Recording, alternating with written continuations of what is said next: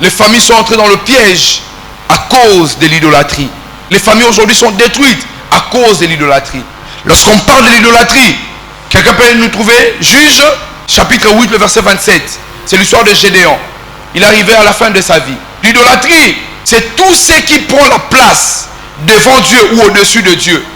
C'est ça l'idolâtrie. Ça peut être la nourriture, ça peut être la femme, ça peut être les choses, ça peut être la richesse. Tout ce qui prend la prééminence devant Dieu, c'est l'idolâtrie. Quelqu'un peut nous aider à la lecture, s'il vous plaît? Ben déclare, Gédéon en fit un éphod et il le plaça dans la ville à Ophra, où il devint l'objet de prostitution de tout Israël. Et il fit quoi? Il fit quoi? Pour qui? Et pour... Alléluia. Gédéon, les 20 euros, l'homme puissant.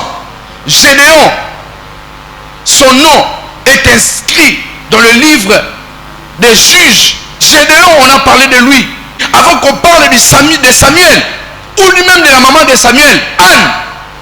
Gédéon, un 20 euros, un homme fort, un homme puissant. Il a combattu le bon combat. Il a renversé l'autel de Baal qui était dans la maison de son père. Il est devenu célèbre. Il est devenu puissant, c'est Gédéon dont je suis en train de vous parler. Il était jeune. Vous imaginez un jeune qui a accompli de grandes choses. Il renverse les autels. Il va vaincre les adversaires et on commence à lui chanter. Il arrive à la fin de sa vie.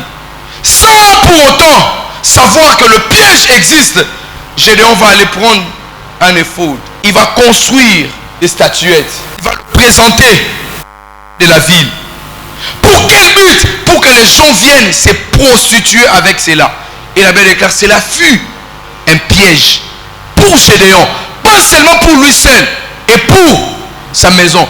Qu'est-ce que la maison de Gédéon avait fait? Donc vous avez compris que le piège satanique peut entrer par un homme, mais ça va se propager dans la vie de toutes les personnes de la famille.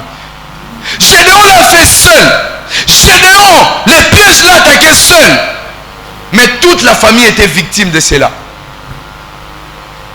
Maintenant, je me reprie avec vous. Regardez, Gédéon a commis cet acte lui seul.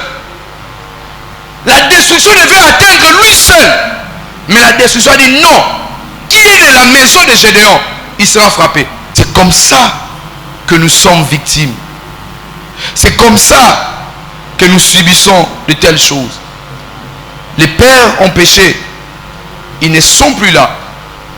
Gédéon a péché. Il n'est plus là. Mais c'est la maison de Gédéon qui paye le poids de ses péchés. Les actes de la sorcellerie, ce sont nos aïeux, nos ancêtres qui ont fait cela.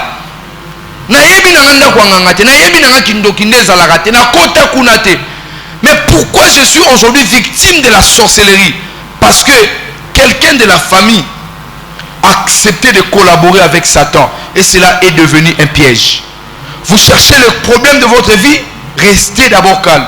Faites une étude, regardez et comparez la vie de vos frères et sœurs.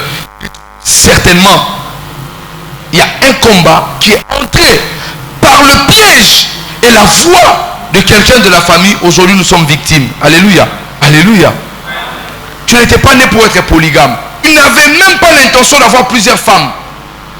Mais depuis que tes aïeux ont compromis, ont participé à la table de telles choses, aujourd'hui, vous avez au départ, lorsque vous grandissez, à 7 ans, vous n'aimez même pas des gens qui prenaient la bière. L'alcool à côté de vous, vous vous fâchez.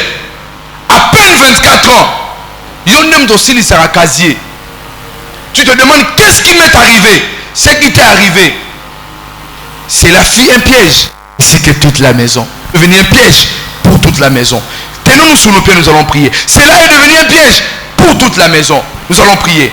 Et lorsque Satan réussit, s'aimer des pièges de destruction dans votre vie, dans les vivres, les blocages,